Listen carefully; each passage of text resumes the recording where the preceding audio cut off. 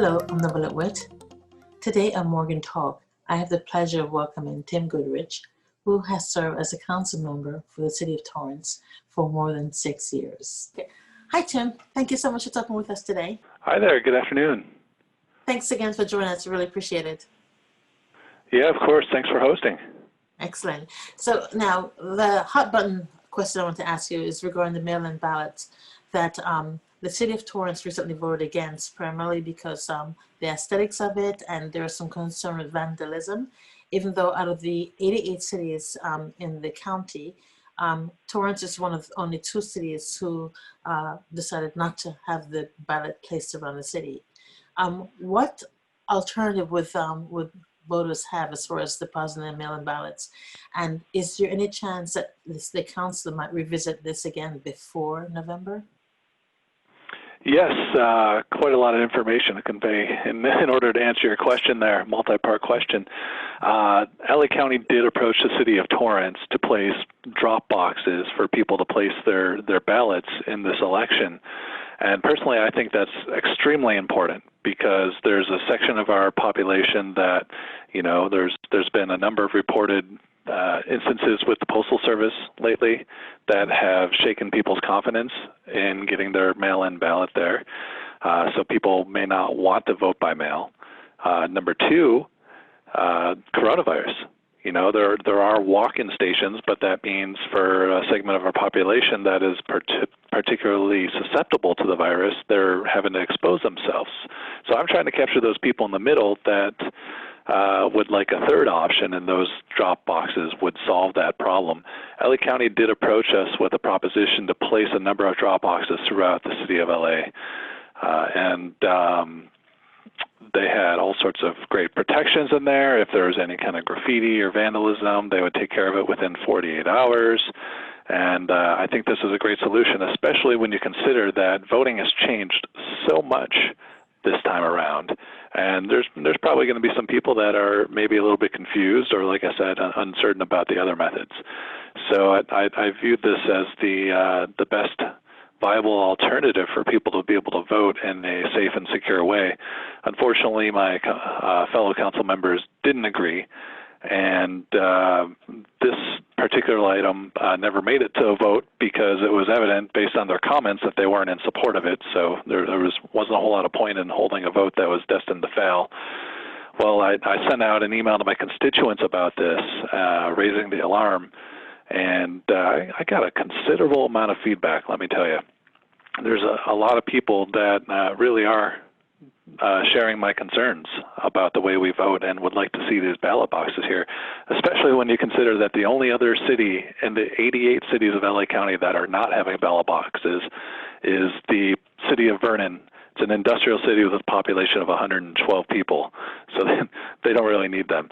So if all these other cities can figure out a way to make it work and make voting accessible in a safe and secure manner for the residents, I'm sure Torrance can too. The good news is, based on the public backlash on this, knowing that our council wasn't supportive of the ballot boxes, they heard that, and we this coming Tuesday are going to be introducing a motion to reconsider so that we can bring it back the following Tuesday and open up the discussion again. And my hope is that based on that discussion, we'll be able to get enough support from the council to have those ballot boxes in Torrance to afford people a safe and secure way to vote. Okay, so the other concern that was shared during the city council meeting is regarding shared mobility pilot program, which was voted against as a waste of city resources.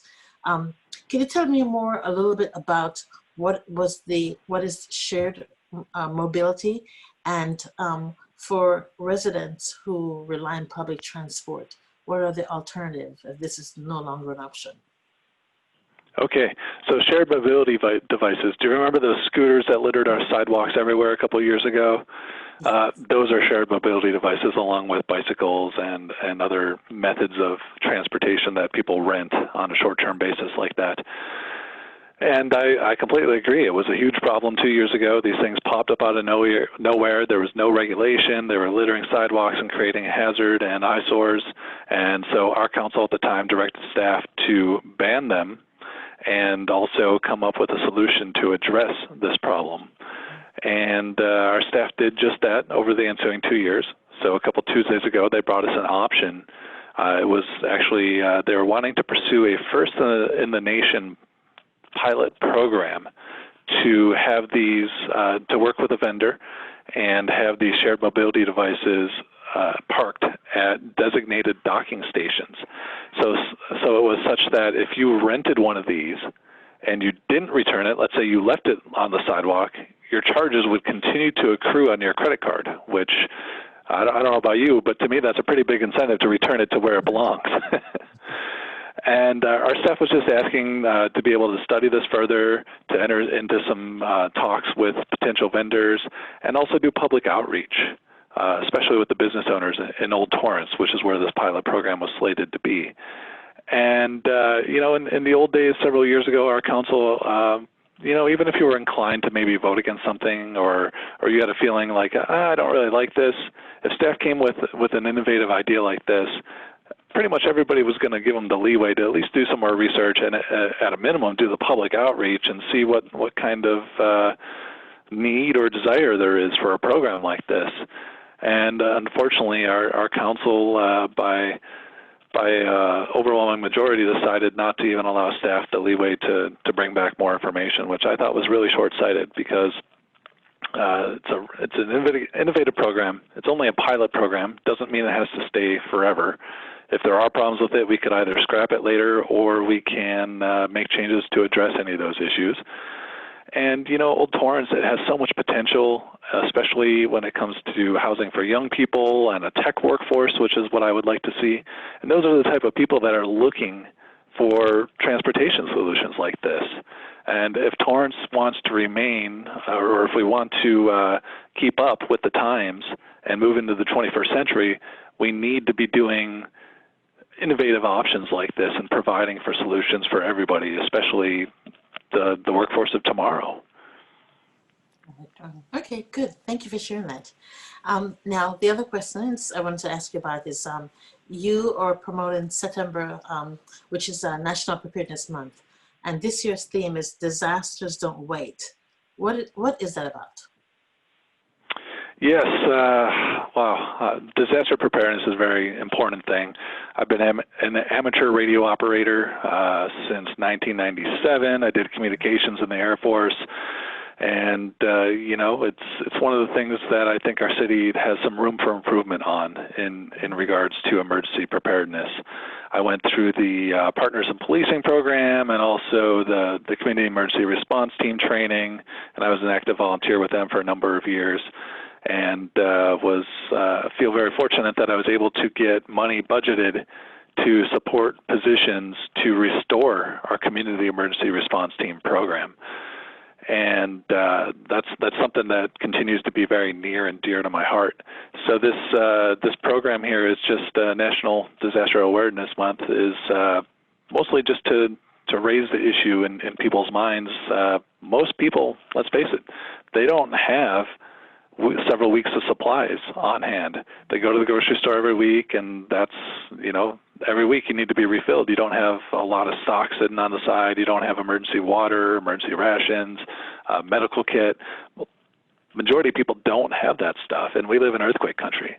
So it's just a reminder to the population that we need to be prepared for when that big one hits or whatever danger may come along next. It's best to be prepared for the safety and health of you and your family. Right, of course. So then how would you suggest for people who are not used to being in this position, even though, again, if you live in California, it's a country, you should, you know the basics to do, but where can you direct people to kind of get more information as far as what they should do so that they are prepared? Okay, good question. Well, you can email me directly, and I can send some resources. I'm accessible at timgoodrich.com. Any resident can contact me there directly, or via my city email address, either one.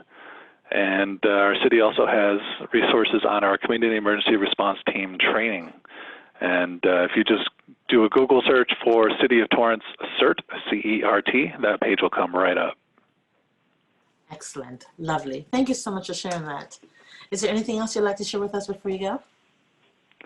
No, I'd just like to thank you for your efforts. In this day and age, it's more important than ever with people not being able to attend council meetings in person that we do efforts like this to communicate with the residents who may be in the dark because of the challenges we're facing under this virus.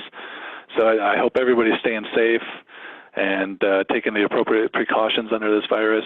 And I, again, appreciate your efforts in helping to educate our residents about what's happening in their city government. My pleasure. Thank you again. Thank you.